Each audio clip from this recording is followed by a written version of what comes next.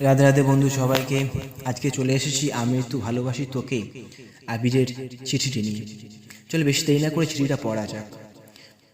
প্রিয় সহধর্মিণী, আমার অলৌকিক কল্পনার সঙ্গী তুমি, গধূলি লগ্নের বাড়ি ফেরা একান্ত অভিপ্রায়।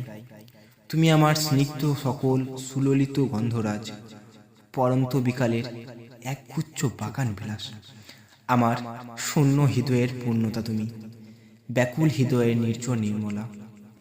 নীল দিগন্তের উড়ন্ত মেঘেরা জানে কত স্বপ্ন উড়িয়েছি বেনামি খামে।